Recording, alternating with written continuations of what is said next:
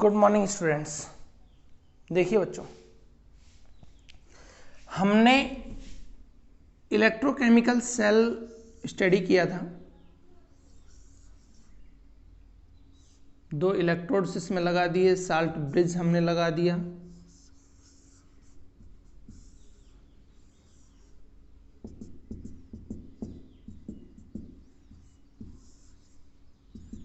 ये Zn का और ये Cu का। ये इसकी स्टडी हमने कल कर ली थी। साल्ट ब्रिज का यूज हमने पढ़ लिया था कि मेंटेन फ्लो ऑफ इलेक्ट्रॉन, ये इलेक्ट्रॉन के फ्लो को बनाए रखता है। ठीक है, हमने ये भी पढ़ा था कल की क्लास में कि ये हाफ सेल है, Zn का है ये, और ये क्या है, हाफ सेल। और दूसरा सेकंड हाफ सेल क्या है, ये कैथोड है और ये एनोड है।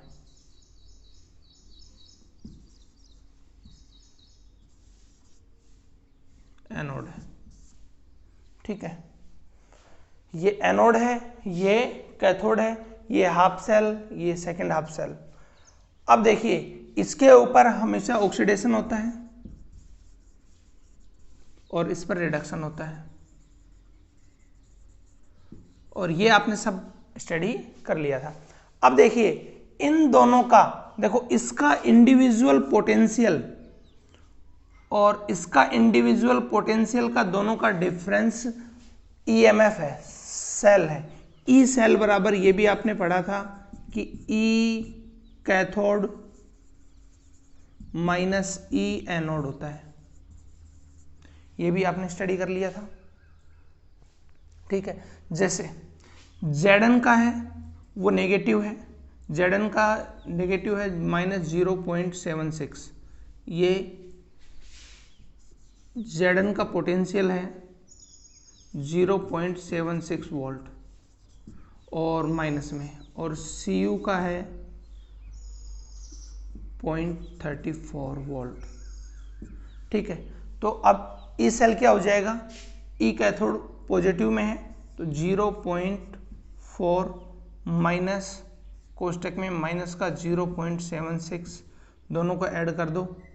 ठीक है, तो 0.34 प्लस 0.76 तो कितना आ जाएगा, ये 1.1 volt.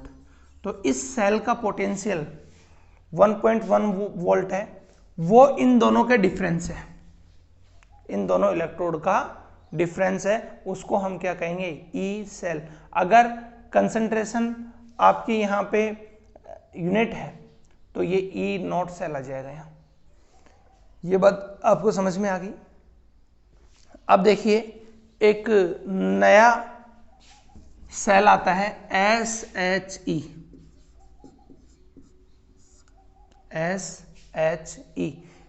Standard hydrogen electrode, standard hydrogen electrode.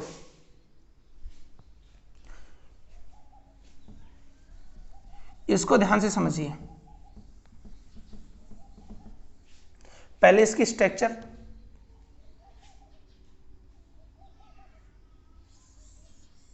ऐसे एक एपरेटस लेंगे,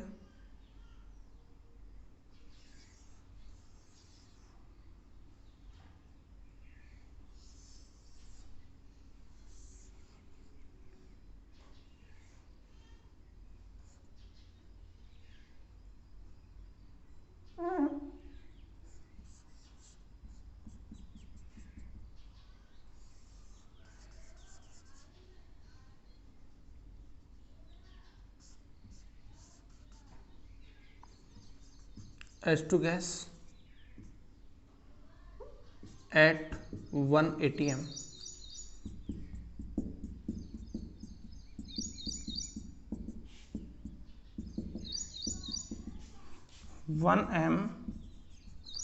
H2SO4 solution, प्लेटिनम मेटल। इसको बोलते हैं SHE, hydrogen, standard hydrogen electrode. इसका पोटेंशियल ई सेल हम 0 मानते हैं। और इसके अकॉर्डिंग अब आप ये समझे यहाँ से कि भाई इसका 0.76 कैसे आया, माइनस में कैसे आया, इसका प्लस में कैसे आया। ठीक है, तो वो हम देखिए इस SHE से निकालेंगे। ये दोनों की तरह रिएक्ट करता है, ये कैथोड की तरह भी और एनोड की तरह भी। when SHE act as a anode, when SHE act as a anode, जब ये एनोड के लाइक एक्ट करता है, एनोड की तरह ये व्यवहार करता है, तो इसमें केमिकल रिएक्शन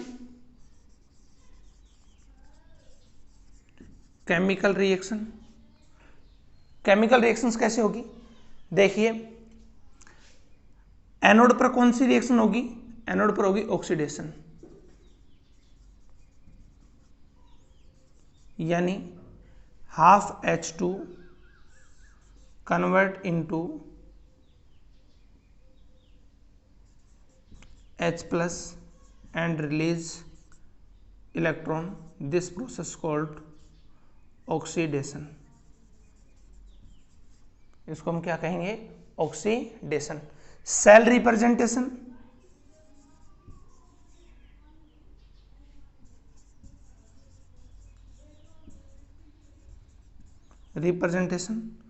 तो प्लेटिनम, ये देखो ये जो प्लेटिनम मेटल है ये केमिकल रिएक्शन में पार्टिसिपेट नहीं करती, लेकिन सिंक का कार्य करती है, इलेक्ट्रॉन्स को ट्रांसफर करने का काम करती है ये। ठीक है, तो सबसे पहले पीटी, ठीक है, पीटी का काम है ट्रांसफर ऑफ इलेक्ट्रॉन्स ओनली। उसके बाद में half H2 upon H plus, half H2 upon H plus.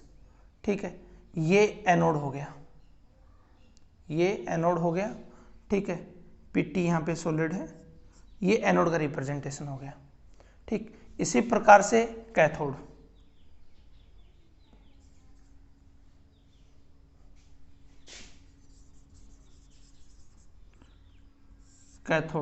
जब ये एक्ट एज ए कैथोड पर कौन सी रिएक्शंस होगी, कैथोड पे होगी ऑक्सीडेशन, रिडक्शन, कैथोड पर होगी रिडक्शन में H plus gain 1 electron convert into half H2। Cell representation क्या हो जाएगा, सेल रिप्रेजेंटेशन हो जाएगा H plus upon half H2 PTS solid, ये लास्ट में जाएगा। ठीक है, ये बच्चों आपको समझ में आया, ये पूरा SHE। अब इसका देखो वर्क क्या है, अब हम इसको अटैच करेंगे,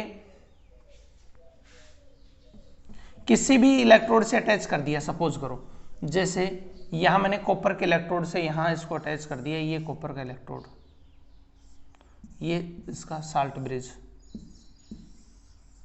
ये कॉपर का इलेक्ट्रोड, ये गैल्वेनोमीटर, इससे अटैच कर दिया मैंने। अब देखो ई सेल बराबर क्या हो गया, वही ई कैथोड माइनस ई एनोड, ई कैथोड माइनस ई एनोड। ठीक है, अब देखो इसमें पोटेंशियल इसने शो किया 0.34 माइनस, इसका तो कितना है, एनोड कौन है, हाइड्रोजन एनोड है, हाइड्रोजन इलेक्ट्रोड है, इसका हमने कितना मान रहा है 0, तो ई सेल बराबर कितना हो गया 0.3 वोल्ट। वो किसका हो गया, अब ये कॉपर इलेक्ट्रोड का हो गया, Cu, इसका हो गया वो पोटेंशियल कॉपर इलेक्ट्रोड का हो गया, और इसमें ये एज ए एनोड एक्ट कर रहा है। ठीक है, Zn का लेंगे तो ये एज ए कैथोड एक्ट करेगा। ठीक है, यहीं अब देखो इसकी जगह हमने किसका ले लिया,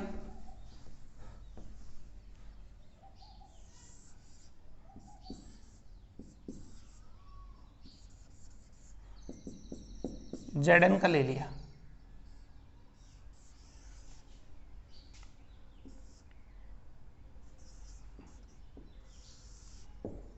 इससे अटैच कर दिया हमने, अब इसको हटा दिया। ठीक, अब यहां पे देखो ये एनोड के लाइक बिहेव करेगा, तो ये कैथोड के। ठीक, अब एनोड पे रिएक्शन होगी, Zn convert into Zn2 plus, reaction on anode Zn convert into Zn2 plus and release 2 electron. ठीक है, यहां पे कैथोड पे रिएक्शन होगी, reaction on cathode, reaction on cathode, cathode पे रिएक्शन क्या होगी, H plus 2H plus gain 2 electron convert into H2 gas, ये रिडक्शन हो गया। ठीक है बच्चों, ये समझ में आ गया। कंबाइंड सेल रिप्रेजेंटेशन क्या हो गया, ये हो गया Zn अपॉन Zn2 प्लस, कोष्टक में इसकी concentration, plus 2H plus upon H2 gas PTS, ये पूरे सेल का रिप्रेजेंटेशन हो गया। इस गैल्वेनोमीटर में जो आपको मेजरमेंट मिलेगा वो मिलेगा 0.76। ठीक है, अब वही ई सेल बराबर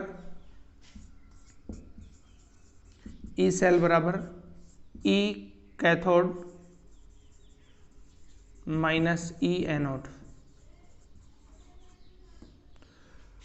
कैथोड का 0